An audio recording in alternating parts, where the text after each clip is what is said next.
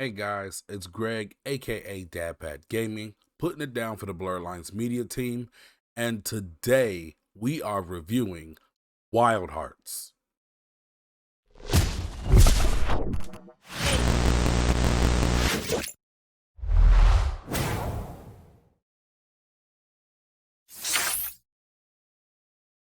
The monster hunting genre has been around for quite some time, and for nearly as long as it's been around, the Monster Hunter series has been unchallenged. But Koei Tecmo and Omega Force has come together to make an attempt at a game to challenge the throne. Let's find out if Wild Hearts is worth your time. Wild Hearts takes place in a world where monsters called kimonos and man live together, not necessarily in peace, but more in a state of coexistence.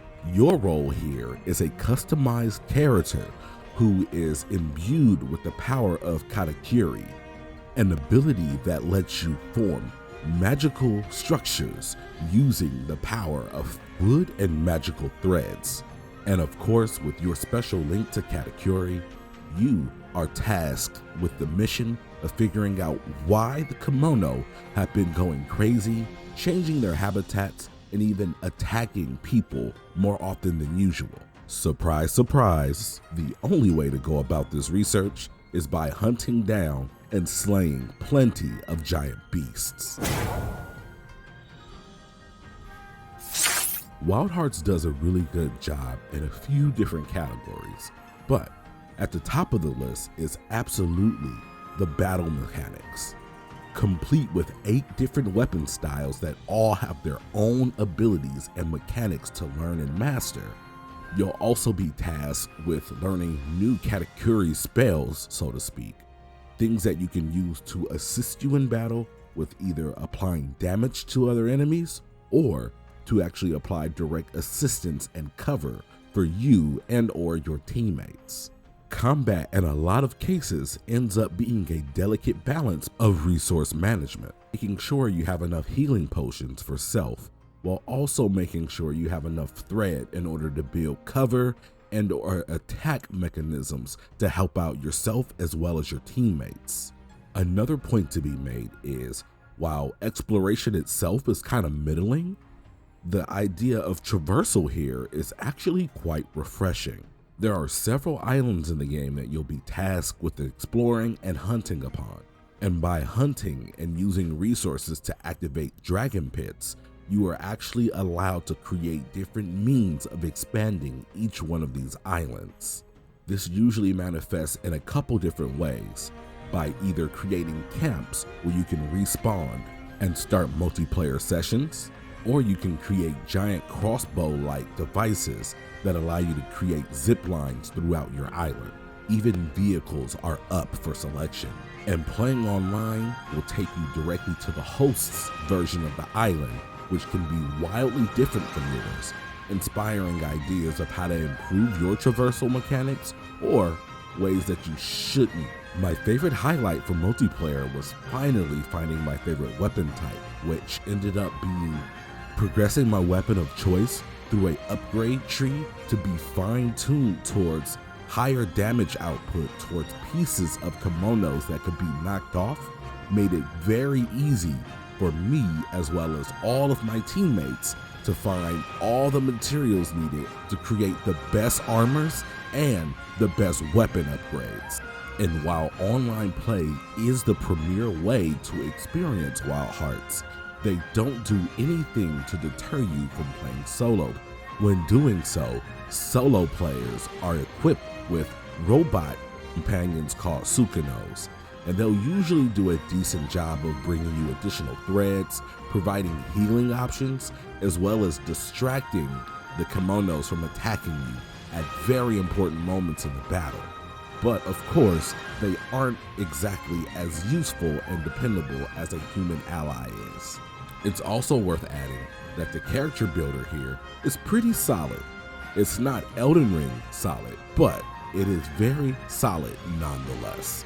You shouldn't have any problem creating the characters that you want to create in the way you want them to look, so long as you're not aiming to create some type of monstrosity.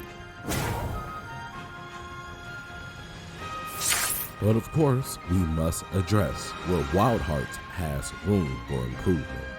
And there honestly is plenty of room for it. The overarching story to Wild Hearts' shortcomings all fall in the place of a simple lack of polish. Pop-in is egregious. Sometimes water would populate in this weird translucent gray kind of texture. I can also recall a time I built a wall to protect myself from a kimono, and the kimono actually got stuck in the wall. And even though that actually worked in my favor, I'm pretty sure that's not how this game is supposed to work.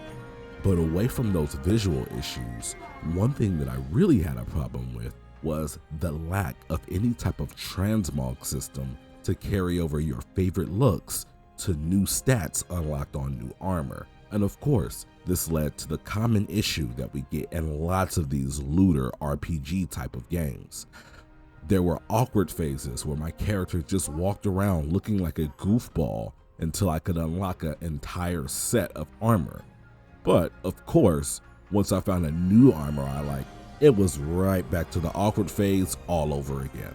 Now, away from these issues that some people will be able to overlook, comes a few issues that can actually stop you from enjoying this title. The first one being cheap deaths. Some monsters are absolutely far more aggressive than others, and the issue with this comes from the fact that Wild Hearts has a stun lock system in place.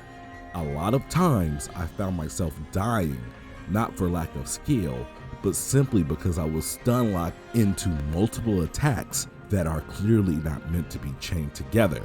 This would often result in touch of death scenarios, even in situations where I was severely overpowering particular kimonos.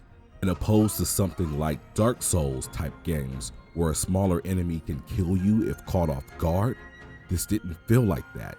It always felt cheap and unbeatable, and it led to frustration at some points.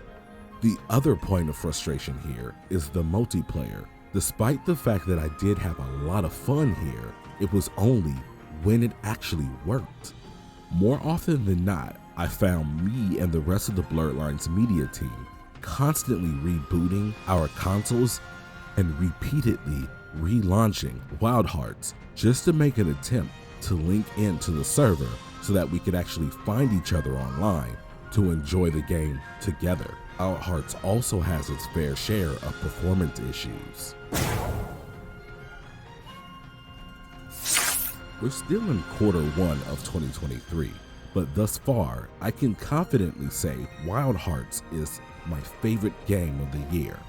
However, I almost feel like it shouldn't be. A game plagued with technical issues, visual bugs, and other minor annoyances do build up to be quite a pile of issues. But addictively fun combat and good times with good friends kept me coming back to the world of Wild Hearts. This is definitely a solid first attempt, and I look forward to what Koei Tecmo as well as Omega Force could do in the future with such a series. In my book, Wild Hearts earns a 7 out of 10. As always, guys, I want to thank you so much for stopping by the Blerd Lines media channel to check out another review. Please join the conversation. Drop a comment. Let us know. Are you playing Wild Hearts? Are you thinking about getting it? And how do you feel about Wild Hearts challenging the throne of monster hunting games in general? And of course, if you feel we're worth it, please drop a like and a subscribe. It helps us out a bunch. But again, guys, thanks so much and have a wonderful day.